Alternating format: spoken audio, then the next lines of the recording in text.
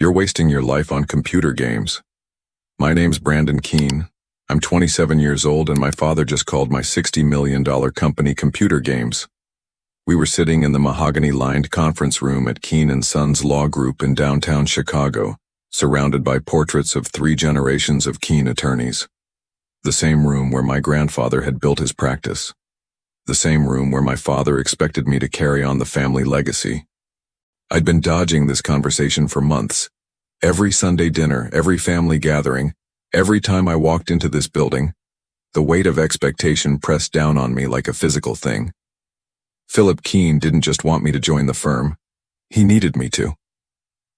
The nameplate on his desk read, Philip Keene, Senior Partner, but what he really wanted was for mine to read Brandon Keene, Junior Partner by Christmas. The firm needs young blood, he said, straightening his navy tie. Fresh perspective. You've got the law degree. You passed the bar. What more do you need? What I needed was for him to understand that Ridgecore Systems wasn't a hobby.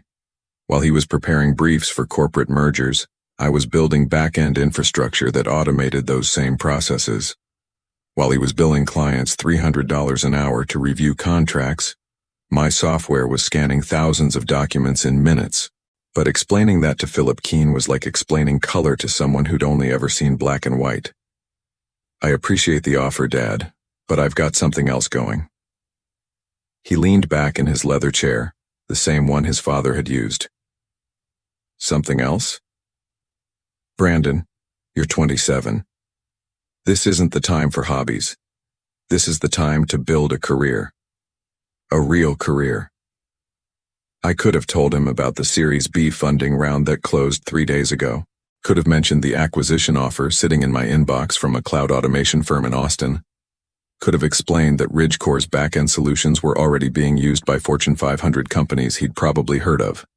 Instead, I just sat there, watching him gesture at the law degrees on the wall like they were battle standards. My mother Donna walked in with coffee, her heels clicking against the hardwood floor.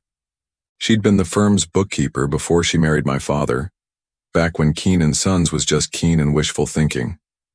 Now she managed the family's investments and made sure everyone knew their place in the hierarchy. Are you boys talking about Brandon's future? She asked, setting down the coffee service. We're trying to, Philip said. Your son seems to think coding is more important than continuing the family business. The way he said coding made it sound like I was selling drugs. I took a sip of coffee and tasted disappointment. Something shifted in that moment. Not anger, just clarity. I'd been building Ridgecore since my second year of law school. Started as a side project to automate document review for a solo practitioner who couldn't afford junior associates. Basic stuff at first. Optical character recognition, keyword flagging, simple pattern matching. But the more I worked on it, the more I realized how broken the entire system was. Law firms were paying armies of first-year associates to do work that software could handle better, faster, and cheaper. Corporate clients were getting billed thousands of dollars for processes that could be automated. The whole industry was running on inefficiency, and everyone was too comfortable to change. So I changed it for them.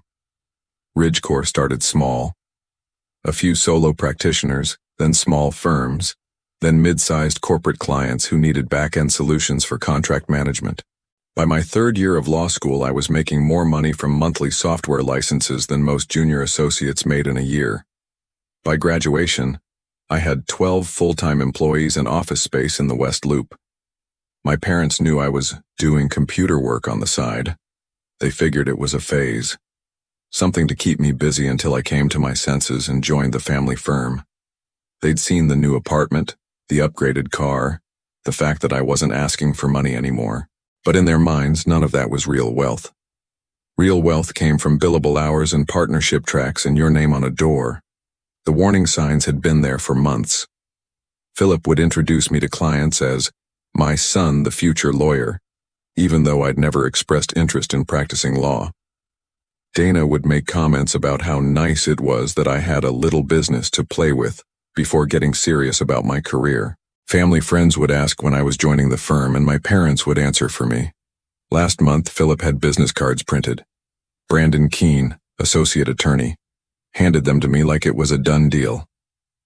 "Just in case you change your mind," he'd said. I'd put them in my desk drawer and never looked at them again. The real problem wasn't that they didn't understand technology. The real problem was that they couldn't conceive of success that didn't look like their success. In their world, you wore suits, carried briefcases, and measured your worth in billable hours. You built something that would last, something you could pass down to your children. They didn't understand that I was building something bigger than they'd ever imagined. Ridgecore wasn't just a law firm automation tool anymore. We'd expanded into healthcare, finance, logistics. Any industry that dealt with complex document workflows, we had a solution. The software was handling millions of transactions every day, processing contracts worth billions of dollars. But none of that mattered if it didn't fit their definition of respectable work. The moment everything changed was when Philip handed me the partnership agreement. We were back in his office 3 weeks after our initial conversation. He'd called it a strategy meeting, but I could see the thick document folder on his desk from across the room. Dana was there too, sitting in the client chair like this was some kind of intervention. "We've been thinking about your future," Philip said, sliding the folder across his desk. "And we've decided to accelerate the timeline." I opened the folder and saw my name at the top of a junior partnership agreement. Not an offer, not a proposal, an agreement with signature lines and effective dates already filled in. "We're prepared to bring you in as a junior partner immediately," Dana said. "No associate years, no proving yourself. You'd start with a 15% stake in full benefits." 15% of Keen & Sons was worth maybe $2 million. Good money by most standards, more than most people my age would ever see. But I was sitting on a company valued at $60 million and they were offering me what felt like pocket change. "This is generous," I said carefully. "It's more than generous," Philip replied. "It's family." That's when I understood. This wasn't about my future. This was about their fear. They'd built something they were proud of, something that meant everything to them, and they were terrified it would die with them. The partnership offer wasn't an opportunity. It was a life preserver. I looked at the signature line and realized I was at a crossroads. I could sign the papers, take the partnership, and spend the next 30 years of my life building someone else's dream. Or I could walk away and build my own. "I need some time to think about this," I said. "What's to think about?" Dana asked. "This is everything we've worked for, everything your grandfather worked for." "I understand that, but I need to consider all my options." Philip's face hardened. "What options? Brandon, you're 27 years old. You have a law degree from Northwestern. You passed the Illinois bar. What other options could you possibly have?" I closed the folder and slid it back across his desk. "I'll let you know tomorrow." That night I sat in my apartment looking at 2 emails. One was the partnership agreement Philip had sent to my personal account, with a note that said, "Hope you make the right choice." The other was from Austin, confirming the final details of Ridgecore's acquisition. $60 million, split between me and my 4 co-founders, with me holding the majority stake. I didn't sleep that night, but by morning, I knew exactly what I was going to do. The next evening I drove to my parents' house in Winnetka for what I knew would be our last family dinner for a while. Dana had made pot roast, my supposed favorite, and Philip had opened a bottle of wine that probably cost more than most people's mortgage payments. They were celebrating something that hadn't happened yet. "So," Philip said, cutting into his meat, "have you had a chance to review the partnership documents?" "I have. And?" Dana leaned forward, her eyes bright with anticipation. I set down my fork and looked at both of them. "I'm not going to join the firm." The silence stretched out like a held breath. Philip's knife stopped moving. Dana's wine glass froze halfway to her lips. "I'm sorry," Philip said. "I'm not joining Keen & Sons. I appreciate the offer, but I'm going to continue building my own company." Philip's face went through several expressions before settling on something between disbelief and anger. "Your own company? Brandon, you're talking about a hobby, a side project. This is a career we're offering you." Ridgecore isn't a hobby, Dad. We've got 43 employees. We're processing documents for clients in 12 states. Last month we handled contract reviews worth over $200 million. Contract reviews? Dana's voice was sharp. You're doing paralegal work? We're automating legal processes, making them faster, more accurate, more cost-effective. We're changing how the entire industry operates. Philip stood up from the table, his chair scraping against the hardwood floor. You're automating jobs. You're putting people out of work. Do you understand that? You're destroying the profession your family built. I'm improving it. You're 27 years old. His voice echoed through the dining room. You think you know better than 3 generations of attorneys? You think your computer games are more important than everything we've built? That's when something inside me snapped. Not into anger, but into absolute clarity. You want to know what I think? I stood up too, my napkin falling to the floor. I think you're scared. I think you know the industry is changing, and instead of adapting, you'd rather pretend it's not happening. How dare you? I think you've been billing clients for work that could be done by software for years and you know it's wrong, but you can't stop because your whole business model depends on inefficiency. Dana slammed her hand on the table. That's enough. And I think, I continued, my voice steady, that you're not offering me a partnership because you believe in me. You're offering it because you're desperate. The words hung in the air like smoke. Philip's face had gone white. Get out, he said quietly. Philip, Dana started. Get out of my house. His voice was deadly calm. If you think so little of everything we've built, if you think we're frauds and failures, then you're not welcome here. I picked up my jacket from the back of my chair. I didn't say you were frauds. You said worse. You said we were obsolete. No, Dad. I said you were scared. Philip walked to the front door and held it open. When you're ready to apologize, when you're ready to stop playing with computers and start building a real life, you know where to find us. I walked past him into the cold Chicago evening. Behind me, I heard Dana crying. You're a disgrace, Philip called after me. A disgrace to this family and everything we stand for. I turned around one last time. I'm sorry you feel that way. But I wasn't sorry. As I drove back to my apartment, I felt something I hadn't experienced in months. Relief. The conversation I'd been dreading for years was finally over, and the worst part was behind me. What they didn't know was that the acquisition papers were already signed. What they didn't know was that I'd been planning this moment since I was 22 years old. What they didn't know was that in 18 hours I'd be on a plane to Colorado. I spent that night in my West Loop office, not because I had work to do, but because I needed to think. The Ridgecore team had gone home hours ago, leaving behind the quiet hum of servers and the blue glow of monitoring screens. This was where I'd built everything that mattered to me. This was where I'd proven that my parents were wrong. The acquisition by Cloud Vault Systems had been in the works for 8 months, not because Ridgecore was struggling, but because we'd grown beyond what I could manage alone. Cloud Vault specialized in enterprise backend solutions, and they needed our document processing technology to complete their automation suite. The deal gave them our software and our team. It gave me enough money to never worry about anything again. $60 million. After taxes and employee bonuses, my share came to $38 million. I'd been sitting on that number for 3 days, trying to figure out how to tell my parents. Part of me had hoped they'd be proud. Part of me had imagined Philip's face when I explained that his son's computer games were worth more than Keen & Sons had generated in its entire 70-year history. But the conversation at dinner had shown me the truth. It wouldn't have mattered if Ridgecore was worth $6 million or $600 million. In their minds, I'd chosen the wrong path, and no amount of money would change that. My phone buzzed with a text from my sister Jessica, who lived in Seattle with her investment banker husband.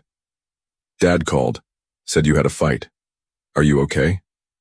I typed back, I'm fine, just family stuff. Want to talk about it? Not really, but thanks. Jessica was the golden child who'd done everything right. MBA from Wharton, married a man Philip approved of, lived in a house that looked like it belonged in a magazine. She'd never questioned the family expectations because she'd never wanted anything different.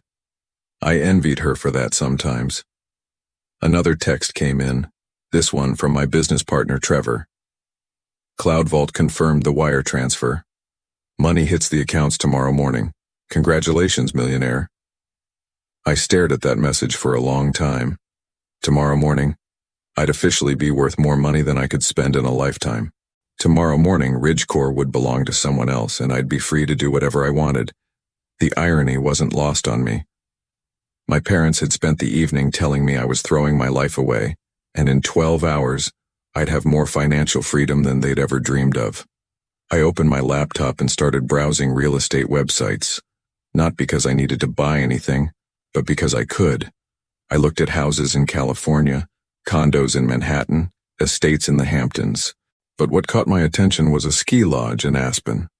5 bedrooms, 6 bathrooms, ski in ski out access to Snowmass Mountain.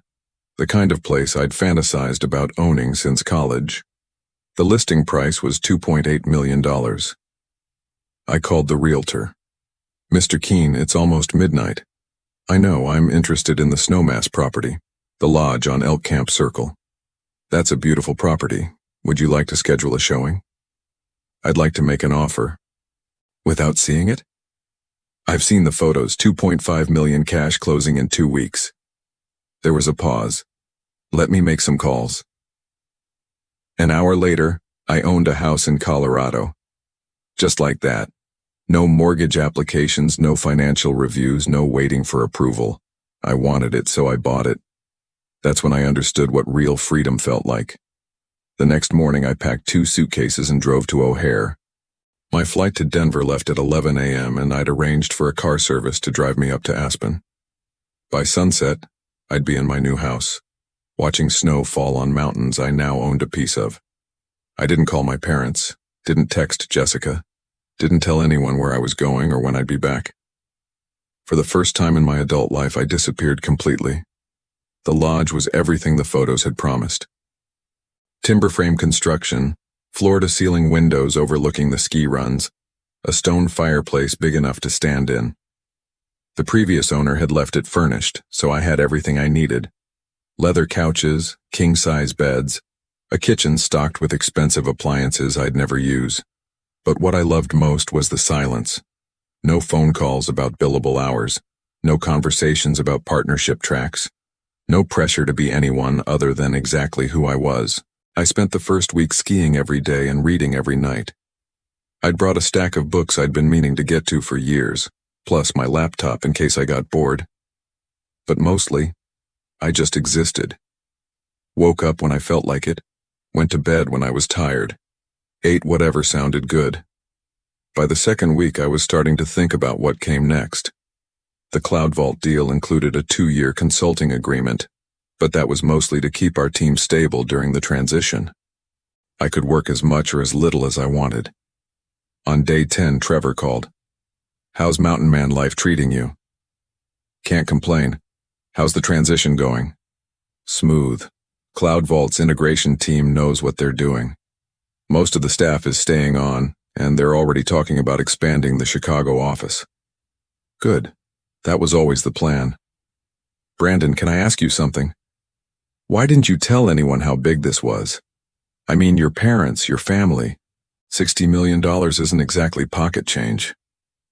I looked out at the snow-covered peaks surrounding my lodge. Because it wouldn't have changed anything. They don't care about the money. They care about control. Still, when this hits the business press, they're going to find out anyway. That was true. The acquisition hadn't been announced yet, but it would be soon.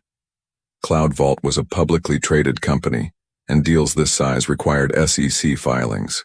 Within a few weeks, anyone who cared to look would know exactly how much Brandon Keene's computer games had been worth. Let them find out with everyone else, I said. Your call. But when they do, you might want to have your phone turned on. After we hung up, I sat by the fireplace thinking about what Trevor had said. My parents would find out eventually. Jessica would probably call. Philip might even swallow his pride enough to reach out. But by then, It would be too late for apologies or partnership offers. By then I'd be exactly where I wanted to be. Far enough away to see everything clearly, wealthy enough to never need their approval, and free enough to build whatever came next. I opened my laptop and started sketching out ideas for my next company. Something bigger than Ridgecore. Something that would change entire industries instead of just improving them. Outside, snow began falling again, and I realized I'd never been happier to be anywhere in my life. 5 weeks after I'd left Chicago, Trevor's prediction came true. The Cloud Vault acquisition hit the Chicago Tribune business section on a Tuesday morning, complete with my photograph and a headline that read, "Local tech founder sells startup for $60 million. I was having coffee on my deck, watching skiers navigate the morning runs, when my phone started buzzing. Jessica called first. "Brandon, what the hell, $60 million? Are you serious?" "Morning to you too, Jess." "Don't morning me. Dad and Mom are freaking out. Someone at the grocery store showed them the newspaper. Mom called me crying." "Crying about what?" "About how they had no idea. About how they spent weeks trying to convince you to take a junior partnership while you were sitting on this. Brandon, they feel like idiots." I sipped my coffee and watched a red-tailed hawk circle above the tree line. They should feel like idiots. That's not fair. Isn't it? They called my life's work computer games. They said I was a disgrace. They threw me out of their house. Jessica was quiet for a moment. "Where are you?" "Colorado." "Are you coming back?" "Eventually." "Brandon, they want to apologize." "Do they? Or do they want to make sure they're still in the will?" That was harsh, but it was also true. My parents had spent years dismissing everything I'd built, and now that they knew it was worth more than their entire family legacy, suddenly, they wanted to talk. My phone buzzed with another call. Philip Keene. "I have to go, Jess." "Answer it, please." I let it go to voicemail. Then I turned off my phone and went skiing. 2 months later, I flew back to Chicago. Not because I missed it, but because I had business to finish. Cloud Vault wanted me to consult on their next acquisition, and I needed to check on my team's transition. I met Trevor for lunch at a place downtown, 6 blocks from where Keene & Sons had their offices. The irony wasn't lost on me. "How are things with your family?" he asked. "Complicated." "Have you talked to them?" "Jessica keeps trying to play mediator. My parents sent a letter to my old apartment. Very formal, very legal. Basically an apology that read like a settlement offer." "Are you going to respond?" "I don't know. Maybe." The truth was, I understood why they'd reacted the way they did. In their world, success looked like partnerships and corner offices and your name on a door. They couldn't have imagined that their son would build something bigger than anything they'd ever dreamed of. But understanding didn't mean forgiving.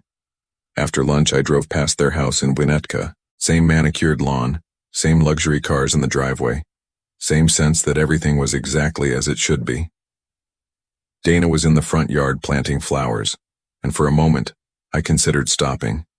Instead, I kept driving. That evening, I had dinner with Jessica and her husband at their downtown condo. We talked about everything except the obvious, until finally she couldn't hold back anymore. "They miss you. They miss the idea of me, the version of me that would have made them comfortable. Maybe, but they're proud of you now. Now that they know the price tag." "Is that really what you think?" I looked out at the Chicago skyline, all those lights representing all those lives, all those dreams. I think they love me. But I also think they only respect success they can understand. Building something they couldn't ignore had been worth every difficult conversation.